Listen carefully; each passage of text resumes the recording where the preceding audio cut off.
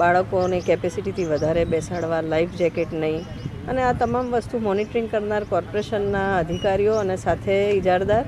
અને જેના દબાણ હેઠળ કોર્પોરેશનને ઇજારદારો પર એક્શન નહોતા લેતા એવા રાજકીય નેતાઓ બી જે તમે જોશો તમામ જવાબદાર છે ને એ લોકોએ પોતાની જવાબદારી સ્વીકારીને રાજકીય પક્ષ શાસક પક્ષના નેતા હોય તો રાજીનામા આપી દેવા જોઈએ, અને જે અધિકારીઓ છે તેના પર અને ઇજારદારો પર અત્યારે